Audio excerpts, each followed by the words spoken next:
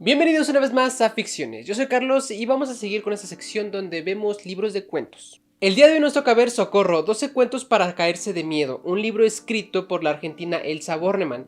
Este libro está dividido en 3 partes, cada una incluye 4 cuentos, 3 de ellos son cortos y el último es más larguito. Además, la autora pidió que el prólogo fuera escrito por el mismísimo Frankenstein, quien nos cuenta que cuando Bornemann era niña le prometió que algún día escribiría cuentos realmente horripilantes y he aquí que la escritora cumplió su promesa. Una cosa que me gustó mucho de este libro es que cada cuento es totalmente independiente, o sea, lo puedes leer de principio a fin, puedes salteártelos, puedes leer primero los cortos, primero los largos. Y esto lo digo porque, no sé, como que últimamente todos los libros de cuentos siempre quieren estar relacionados, tocar un solo tema, cosas por el estilo. Y creo que esta es una lectura totalmente sin compromiso, que puedes leer, disfrutar y que solo tiene el propósito de inquietarte, lo cual ya es bastante. De esta manera podemos tener cuentos que se desarrollan en la ciudad, otros en el campo, incluso leyendas japonesas. Y esto me gusta mucho porque pues te puede sorprender cada vez que empiezas un nuevo cuento. Aunque el motor principal de estos cuentos pues es eso, lo inquietante, lo fantástico.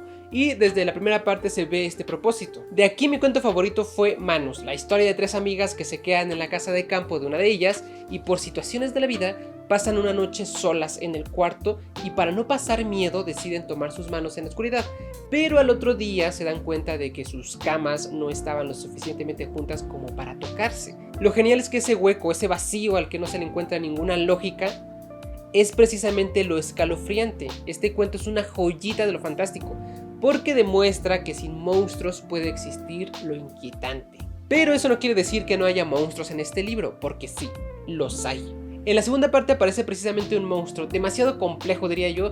No solamente es algo así como que muy feo y horripilante, sino que tiene muchas capas, tiene muchas profundidades. Y además genera todo lo que un buen monstruo provoca: miedo, repugnancia, desestabilización, horror e incluso un poco de crítica y un poco de estos temas, estos tabúes sociales que a veces no nos gusta hablar. De hecho, eso lo hace muchísimo más monstruoso, como que es muy incisivo en los hechos que hasta visualmente es insoportable. El cuento del que les hablo se llama El Manga, y la historia arranca cuando en una comunidad empiezan a desaparecer niños y niñas, pero nadie sabe a dónde van o qué les sucede.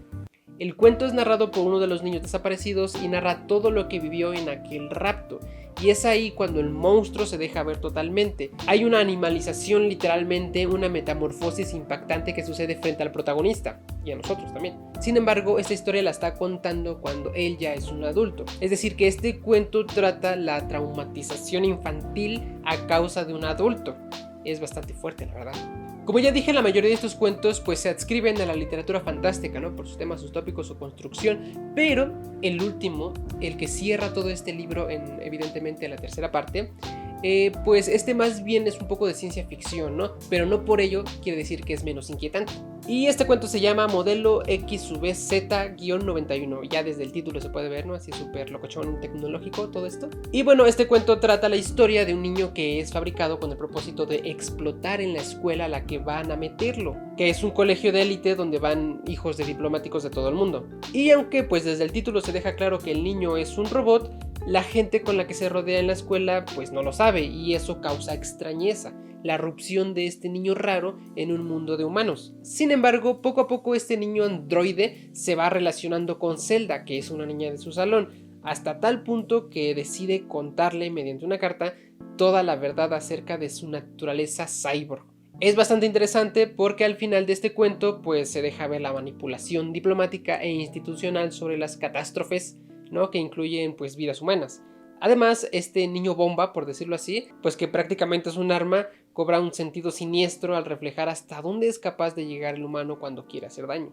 Como pueden ver, este libro tiene de todo y con todo, y creo que esa es la magia de Bornemann, ¿no? Que agarra una situación, un espacio, un personaje y de ahí te saca algo inquietante, o sea, es totalmente imprevisible. Y además algo que hay que destacar es que en cada una de estas 3 partes se incluye un relato que está inspirado en alguna leyenda japonesa, y eso me gustó mucho porque pues esta tradición fantástica en gran parte de su génesis pues deviene de estas tradiciones orales, ¿no? Que se pasaban de generación en generación y que poco a poco fueron nutriendo precisamente este género. Y en estos cuentos inspirados en estas leyendas, pues además de lo fantástico también se pueden ver matices un poco maravillosos y también un poco de fantasía.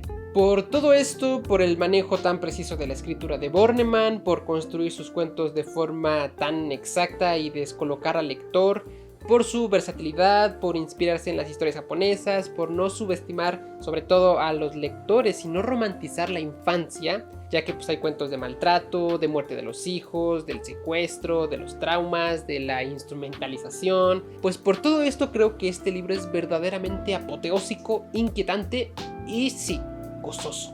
La verdad es que me encantó mucho descubrir a Elsa Bornemann, ¿no? Y leer estos cuentos que, pues como pueden ver, están dentro también, aparte de lo fantástico, pues dentro de la literatura infantil. Y pues si quieren saber un poquito más y a lo mejor tener un poco más de perspectiva de esto infantil en estos cuentos, les recomiendo mucho el video sobre este mismo libro que hizo Jo del canal Jo Entre Letras. Yo lo vi, me fascinó, me gustó mucho que tuvimos cuentos favoritos que fueron los mismos, ¿no? Y además hay un cuento que a mí me gustó, pero que luego vi su video y vi como toda su interpretación y dije, wow, sí es cierto, ¿por qué no vi eso? Y me fascinó y ahora creo que es de mis favoritos también ese cuento. No hablo aquí de ese cuento, así que vayan a ver de qué habla Jo. Muy interesante, toda una experta en este tema de la literatura infantil. Además hay algo muy curioso porque en mi edición, que es de lo que leo, pues son 3 partes, ¿no? Con 4 cuentos, 3 cortos, 1 largo. Pero en la de Jo, que si no me recuerdo es de Alfaguara, son 4 partes. Pero son los mismos 12 cuentos, solo que hay 3 en cada uno. Así que eso no sé a qué se deba. Misterios de la vida. Y bueno, pues espero que nos veamos la próxima, porque tengo todavía muchos libros de cuentos por leer, por hablar y recomendar. Entonces, bueno, nos vemos en la siguiente. Adiós.